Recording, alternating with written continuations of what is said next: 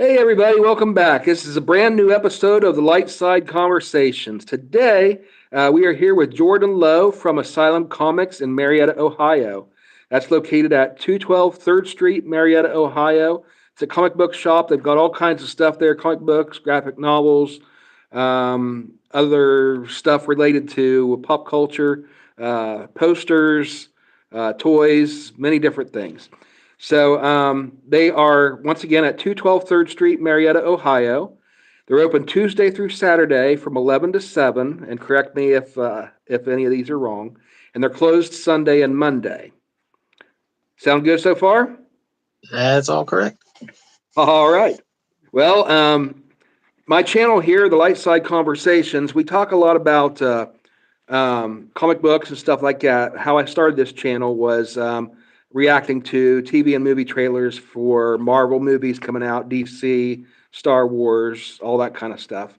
And over the years, it's kind of developed into a few other things that we do as well. I do, in addition to reacting to the movie and TV trailers, I also now, for the past year, have been also reacting to music, listening to new songs and giving my opinion on that. Then we've got the Light Side Conversations, which is what we're doing now, is interviewing local business people and just finding out more about the stuff that you guys are involved in. And then we have our weekend food reviews, which is a live stream. And basically, I just check out whatever's new around town, usually fast food, and give my opinions on that while we do a live chat with the people that join the chat. So that's basically what we do on this channel. And today we are doing our third episode of the Light Side Conversations. So welcome, Jordan. First, tell me a little bit about yourself. How did you get interested into comic books, and how did you start your company, your business? Hey, thanks for having me on. My name's Jordan Lowe. I grew up in this area. I've read comics all my life. Wasn't a huge collector as a kid because there weren't a ton of places to get them. You kind of just got what you could find or what you got gifted on holidays and things. So I'd always read comics. There were a few shops around. Some came, some went. Some were a little longer. Then there were the grocery store spinner racks and things like that aren't really around anymore. And then I went to college in Columbus for 4 years, and there are multiple amazing stores up there that just have crazy, great selections. And then when I moved back home after college, I realized I'm missing that. This area is missing that. So I thought that's something I could do. That's something I want to see in my hometown. I want a good comic shop, so might as well try it. And I was young and dumb enough to give it a shot and go all in for it. And here we are 20 years later. I'm still going. This fall will be my 20th anniversary. So Awesome. So you've moved locations a couple times too, didn't you? yeah, we started on 2nd Street. We started with video rentals as well, so we had a much bigger shop, and we got rid of the DVDs. We didn't need that much room, so we moved to a smaller space up on Muskingum Drive, and then the spot closer to downtown opened up, and couldn't pass that up. So hopefully, third and final spot there on 3rd Street. Okay. So we've got some people showed up in the chat too, and they've got some questions for you as well. So we'll ask those as we go along also. But the first thing I want to talk about is Free Comic Book Day. I know everybody's probably interested in that. A lot of people probably haven't heard of it, don't know what it is. It's an annual thing, and it's nationwide. Maybe even bigger. It might be in other countries as well. I don't know. Worldwide, Worldwide. Awesome. So tell us a little bit about Free Comic Book Day and how you guys are involved in that and how people can participate. The first one they did was in 2002. A retailer out west had this idea. Baskin Robbins used to do free scoop days, or so they give away free ice cream. And he thought, if ice cream can do it, why can't the comic industry do it? So it's grown ever since. Shops all over the world give away free comics that day. There are each company puts out some samples. So there are specific books involved. You can't just walk in and pick anything you want off the shelf. There are some rules to it. It's just a way. It's a reward for your longtime customers, like, hey, thanks for shopping with us. Here's a freebie. And it's a way to get kids interested. A lot of them are all ages friendly, to get these books in front of kids. And it's just a way. Sometimes it could be a little, if you're not used to the comic shop, it might be intimidating to go in. You don't know what you're looking for. You've seen bad movies and TV shows portray it as a dark, foreboding place maybe sometimes. So this is a way to just open up the doors, say everybody's welcome, come on in, see what we have, take a look around. You'll find something you like here. And of course, there's many, like you said, something for everybody. You've got the dark stuff, like for example, The Walking Dead, the TV series, got its start as a comic book series, graphic novels. And so you've got the horror type like that can be a little bit edgy and not necessarily for younger readers. And then you've got stuff for the young people as well. Yeah, and so you just have to, have you've got your different sections in the shop, of course. Yeah. Um, what are some of your favorite comics that you're reading right now? And what do you recommend? I've always been a Marvel guy, so I always gravitate. Normally, people, it's either Marvel or DC, or usually one or the other. I'm usually Marvel, but I give everything a chance. I try to read as much as I can. There's been a big '80s revival lately. They've rebooted the GI Joe and the Transformers and Thundercats. All that stuff from when I was growing up is back, and real great art and glossy books. And they've just done some really great work lately. So especially the GI Joe stuff. I've always been a GI Joe fan, so I've been loving everything they've done with that recently. Cool. Yeah, GI Joe is one of my first comics that I actually collected. Yeah, I think I started with around issue 18 or 19, the original Marvel series, and then of course collected from then on. And back then, I was buying them from the local supermarket on the newsstand, and yeah. then once I located some shops like yours, I went and got the back issues. And every once in a while, you'd be able to make it to a comic book convention and fill in those gaps. So I know it's been through. Marvel had it originally, and then it went to IDW. I think had it for a while. Do you know who's doing it now? The GI Joe It's series. Image Comics and Yeah. Skybound, the imprint, Robert Kirkman's imprint there. Okay, Robert Kirkman, name dropping for the Walking Dead Yeah. fan. So it's a Awesome. shared universe now. They're tied in. Robert Kirkman has a book, a sci-fi book, that in the first issue, a Transformer showed up. That was just kind of a surprise out of nowhere. Nobody knew it was tied to the Transformers world. And so they've tied Right. in G.I. Joe and Transformers in this other book, Void Rivals, to one continuity. Yeah, I do remember when they had the crossover in the Marvel years with GI Joe versus Transformers, and I thought it was at the time I didn't think anything of it because I was a teenager, and just thought it was really cool. And then you got some people that look at it and they think of them as two separate universes, and kind of odd that they would Mm. collapse.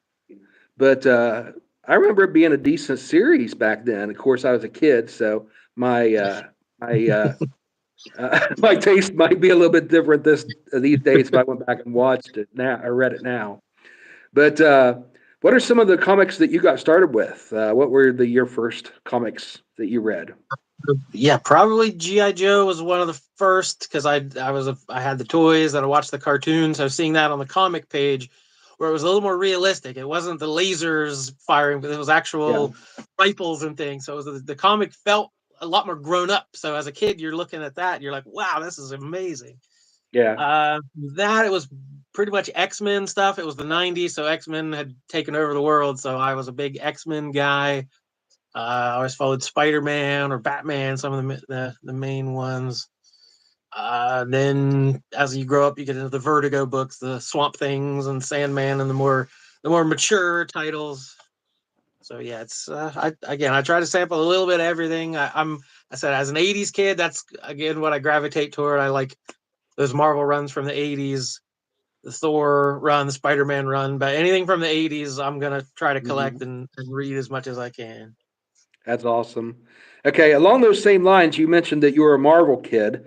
So nowadays we've got the MCU and the DCU in the movies. Uh, do you lean more toward the MCU or the DCU? And where do you see these franchises going in the next 10 years? Yeah, I definitely lean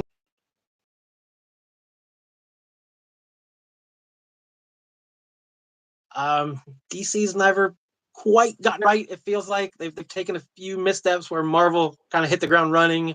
Yeah, And just everything was clicking and connected. That first run of movies was so absolutely. successful and so great. But I'm also, again, we grew up in a time where we didn't have too many of these Right. movies, so we just loved anything. It's Howard the Duck. Yeah. It's it's David Hasselhoff as Nick Fury. Well, this is great. So I try not to be too judgmental on this stuff. I know every trailer comes out and people dissect it Hmm. and pick apart everything they hate about it. It's like I try to just like enjoy it Yeah. for what it is. I try to be that kind of fan and not be overly critical with it. But then there's always hits and misses, and there's things you like and things you don't like. So it's going to be that way. But I think DC, I think James Gunn's going to do some cool stuff at DC. So hopefully they're back on the right path. Bring the Avengers back with Secret War and Doomsday. Hopefully that gets things back on the right path. So I'm optimistic about the future. I think there's Yeah. good stuff. Cool. I know I always pictured as or DC, the comics and the movies, being a little bit more fantastical. Marvel was a little bit more grounded, and Right. as you're getting into the DCU now, they're starting to get a little bit more grounded. They're following, I think, copying Marvel's the MCU, what they've done with that, and so my take on that is I think. Especially when the X-Men franchise first started, and then you had the Super or Spider-Man franchise that when Sony was doing it, they were a little bit more grounded in reality. I mean, they made a big deal about the costumes weren't exactly like you see in the comics. They were a little bit more realistic and everything. And the situations they got in, of course, that goes back to the comics with Stan Lee and the others in the Marvel comics, trying to make everything grounded a little bit more in reality. Of course, they're both fantastical, superpowers and everything. But I wonder if that might have an impact on it as well as to why Marvel might be more popular. Of course, like you said, MCU started off running. They, I'm a stickler personally. One of my pet peeves is constantly changing the casting, and so they had a few drops in the casting. One of the first ones you noticed was Rhodey, or not Rhodey. Yeah, Rhodey in the Iron Man movies. Iron Man Part One. Then the actor wanted to. They had a quibble over his salary for Part Two. Had to do Yeah. some recasting there. But they've been doing pretty consistent on their casting. They keep an actor, sign contracts for a long period of time. Personally, that's helped me. But that casting and the grounded it in reality, and just the great storytelling, I think has been big part of it. What are some of the things that you credit to MCU success? I think you gotta credit the sense of humor as well. They all have a Mm, great that. In the big scheme of things, these are all a little bit silly. People in costumes, punching each other. Like it's all fantastical and fun. So like, if you're too dour and too serious, like the way DC like turns the color way down on everything, and everything is gray and mm, gritty, and it's like I think Marvel was brighter and more fun, and a lot of funny one-liners and funny characters that you didn't expect to, these B-list characters like Groot or Rocket, people like okay. that normal civilians hadn't really heard of before. Like they just went nuts and went crazy and said, "Hey, here's what comics can do anything. Wait, let's just go crazy and throw the weirdest stuff in there." And people went with it. So I think that the not taking itself too seriously is what let people like, okay, I can dip my toe in this and see what this is all about. So basically, James Gunn coming in and doing the Guardians of the Galaxy, that sort of stuff. Of course, when you've got a Howard the Duck cameo, Yeah. that's good. That gives you an idea that they're not taking themselves too seriously. Yeah. So very good points. All right. So one of the questions, Skizzard asked in the chat, "What's your opinion on the show Invincible?" Oh, I'm loving Invincible. Okay. Probably not for everybody. The Yeah. violence is very, very R-rated, but it's a great take on the superhero. There's a lot of tropes and types that you might recognize. You've been reading superheroes your whole life. It's like, oh, that's not quite a parody, but it's a takeoff on this type of hero. But it's not just a parody. It's like it's taking those kinds of characters and those kind of situations that we're used to seeing in superhero fiction, and kind of cranking them up to a new level. And there's a lot of emotion there, the mom and the dad and the son, and there's a whole lot of family drama. I just think they've done a really good adaptation. Again, another Robert Kirkman book. He's he's all over the place.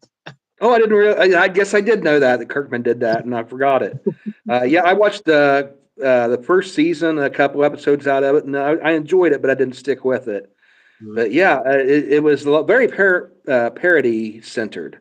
The characters, you could you could look at them and say, "Hey, that reminds me of Wonder Woman," or "That reminds me of so and so." Yeah, So, yeah. all right, okay.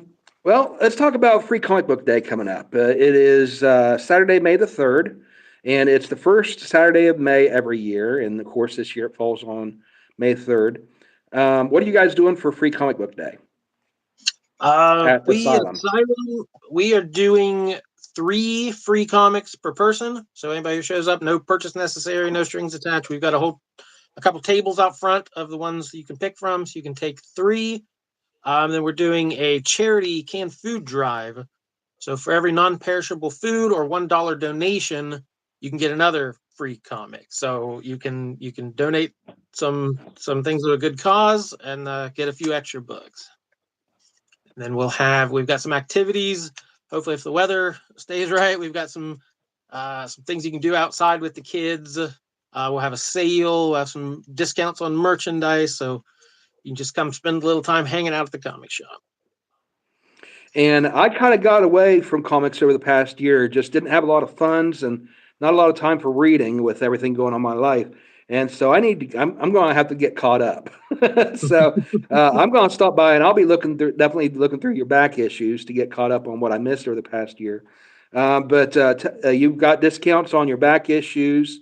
Yep. You got your boxes all set up with comics. Plus, you got the brand new stuff on the walls. What else do you have? You got posters and Action action figures. figures. Yeah, we've got we do like back issue bundles. If a whole mini series comes out of like 5 issues, we bundle them together at a little bit of a discount price. Of course, we've got the supplies, the boxes, and the bags and the boards that you need. So, and a pretty good all ages section. We've got a lot of kids graphic novels like Dogman, Babysitters Club, the things the younger readers are into as well. So we've got pretty good selection of kids books. Okay. Star Wars Day is about the same time too. It's the first weekend of May each year. Of course, that's where they get the name May the 4th. May the 4th be with you. And it always falls on May the 4th. This year, May 4th falls on a Sunday. So you guys are going to be closed for Star Wars Day. Do you guys do anything for Star Wars Day? Or I know you've got Usually, Star Wars comics.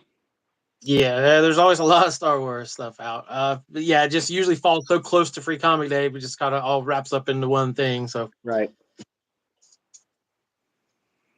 All right. So once again, if you're heading down to Asylum Comics in Marietta, Ohio, it's on 3rd Street, 212 3rd Street in Marietta, Ohio. Free Comic Book Day, Saturday, May the 3rd. And if you bring a non-perishable food item, like maybe a can of soup or something to donate to the local food pantry, or make a financial donation, you can get an extra free comic book for each non-perishable item you bring. Or is there like donation amount that if people give, you give them an extra comic or whatever? yeah, just say for every dollar donated, you can get an extra comic. Okay. We're not All right. huge sticklers on it. Right. Well, that's something I noticed that last year when you guys did it is that you were supporting the local charity, the local food bank, and stuff like that. And so I definitely wanted to get you on here to interview you and promote your business because you're helping other businesses and charities in the local neighborhood and everything. And this channel is for people that love comic books and superhero movies and stuff like that. So this is right up their alley.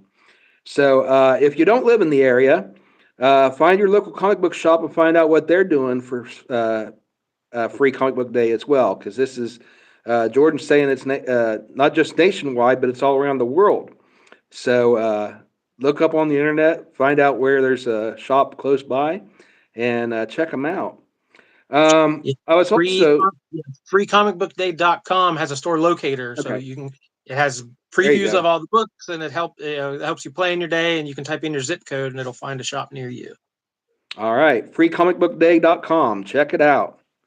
All right, what else? Anything else you'd like to add before we close up for the day? Um, I dabble a little bit in writing comics as well, so Okay, I've got some books out there. It's soprocomics.com. so Business partner Michael K. Easton and I make our own indie comics, so we've been doing that for a lot of years, and more labor of love. Just wanting to put our own art out into the world, so that's always a fun time. okay, so that's soprocomics.com. And Yep. do you have a website also for Asylum, or what are your Uh, socials? yeah, we just do the Facebook page, Asylum Comics on Facebook. Okay. All right. So once again, Asylum Comics, 212 3rd Street, Marietta, Ohio. Open Tuesday through Saturday, 11 to 7. Closed Sunday and Monday. And thanks again, Jordan, for coming on with us and talking for us a little bit. I really enjoyed it. Awesome. Thanks for having me. All right. Well, thanks again, everybody, for joining us in the chat.